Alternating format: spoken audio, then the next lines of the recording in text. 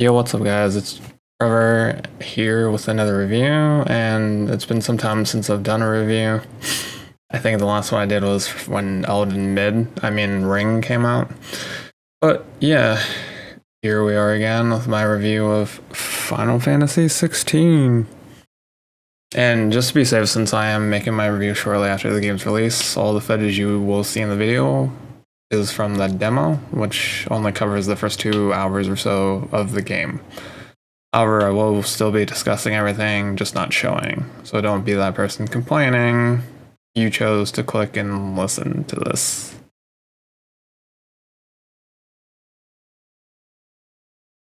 So to start off, let's talk about the performance, since that's all that was having people up in arms online, crying about how it's not a stable 60 FPS. To be honest, I didn't ever notice any sort of frame skipping, drops, inconsistencies, nothing.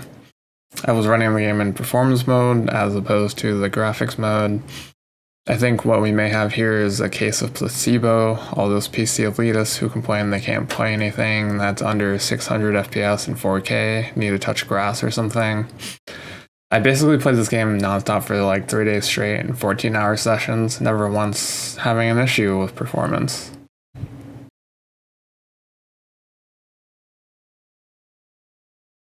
Next, we have the combat of the game. Now, I know there are a ton of Final Fantasy boomers that will hate on this game solely because it's not a turn-based game, and it doesn't hold true to the integrity of what Final Fantasy is. But ignoring those stuck in the past individuals, this game's combat is amazing. First of all, the combat was handled by Ryota Suzuki.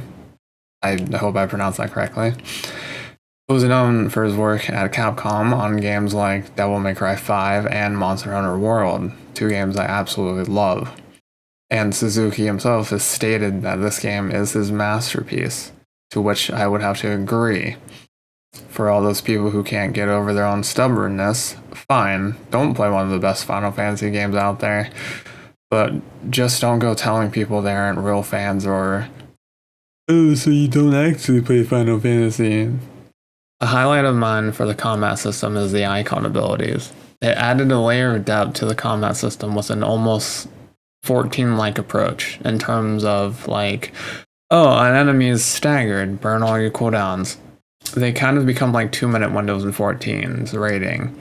Just being able to know what I could use before an enemy was staggered and if it were to be back up again was a nice touch. It also got me super hungry for more abilities. I was constantly wondering what the next icon would be and what abilities they would have, and what ones I should look to upgrade. Not to mention, all the animations just look fantastic.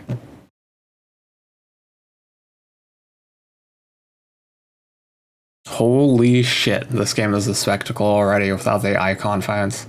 And with them, this game is just amped up to like a 15 out of 10. The icon fights are insanely cool and awesome to see and play out.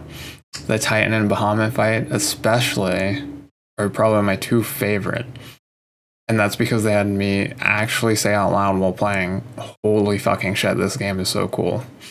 If you can play this game yourself, do it. Experiencing these 2 icon fights alone is worth it.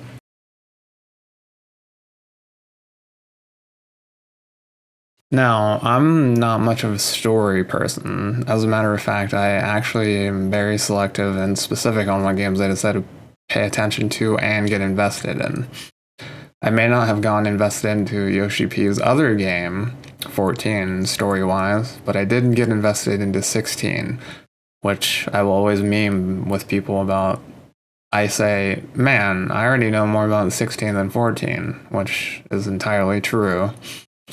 The story is great. It makes you definitely go through the range of emotions playing it, and you can tell it was definitely written by people who enjoy and have a passion for what they do. I won't go into super specific details as the game is still less than a week since its release.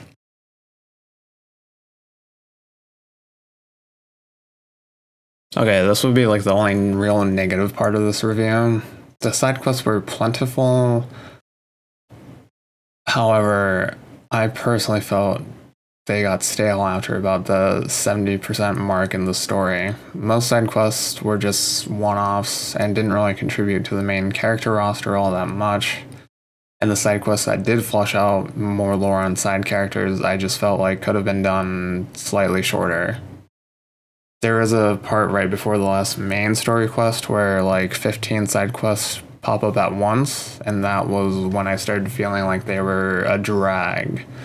That was when, if it wasn't a part 2 or a continuation of a previous side quest, I just kind of skipped everything in it because I did not have the mental fortitude to care about fetching someone flowers so they can make food for the 3rd time, or going to a random location to clear out bandits for someone I only just met for the 4th time. A lot of these side quests are equivalent to the one-off quests in 14, which I can see why, as most of that team worked on this game as well.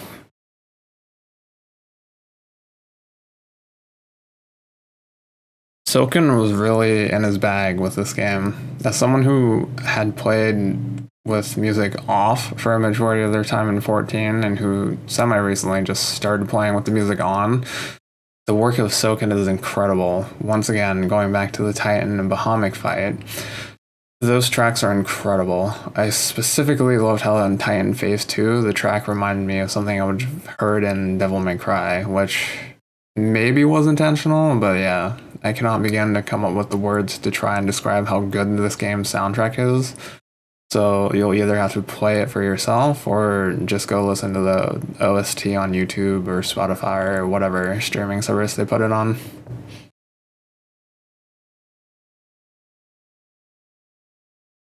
Well, now that that's all wrapped up, Final Fantasy XVI is probably going to be a contender for one of my favorite games of 2023, which is saying a lot because Lies of P, aka Bloodborne 2, is coming out this year, as well as Spider-Man 2.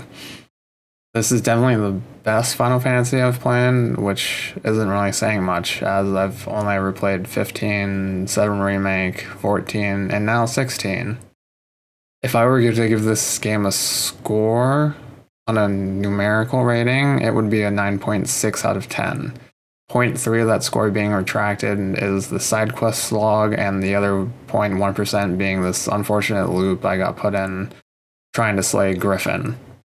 Basically, the Griffin got too far from the intended fight area, so it reset and got all of its health back twice.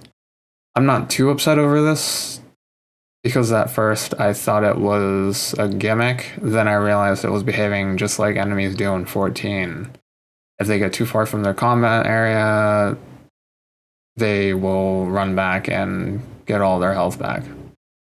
And this was only a minor incident. It only ever happened this one fight that took place in a narrow pathway with not a whole lot of room. And yeah, that's my review of Final Fantasy XVI, so take care.